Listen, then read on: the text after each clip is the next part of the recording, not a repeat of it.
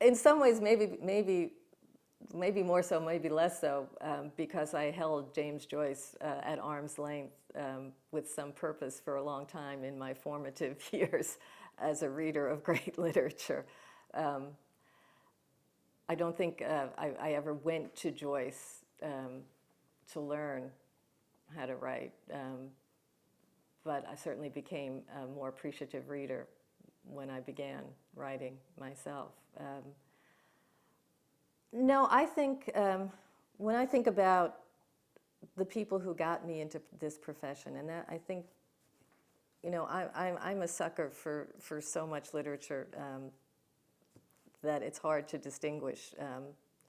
I love to read, and I always did. That's generally the case with those of us who get into this. But when I think about the writers whose work made me say, oh, I'd love to do that. You know, I'd love to even just try to do that.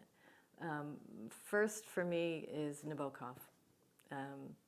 And I, you know, I even have a moment when I was still an undergrad and back home in Elmont, and had gone to the Elmont Public Library, realizing that by that time I was an English major, but there was so much I didn't know and hadn't read, and sort of walked through the shelves and saw Nabokov's name on a spine and thought, that's a Russian writer I should probably know something about.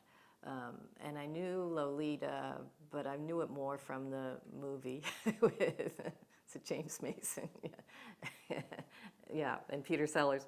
And so I took his short stories. I didn't know he wrote short stories, you know, so now I'll know something. And I have a vivid recollection of reading the stories in A Russian Beauty and thinking, if I spent my whole life trying to write such sentences and never wrote a one that was as beautiful and resonant as any of these sentences, it would still be a good life. It would still be worth it. You know, and that's a writer who not only makes you say, gee, I'd like to be a writer too, it makes you say, I must do this too. Virginia Woolf, same way, reading Woolf. And Woolf was someone I had to come to late because we didn't read women writers when I was an English major, you know, unless you took a particular class in women writers, and of course I wasn't going to be so limited as to do that.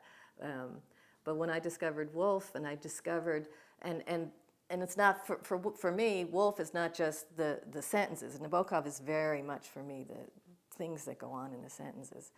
I think the revelation for me reading Woolf was the shape of the novels, the shape of Mrs. Dalloway and To the Lighthouse, and even the waves. And it was like this wonderful permission. You can do that, you know. You can write this stuff, and it can be so much. It can be so much about the interior life, and not be precious, and so full of emotion, and not be emotional.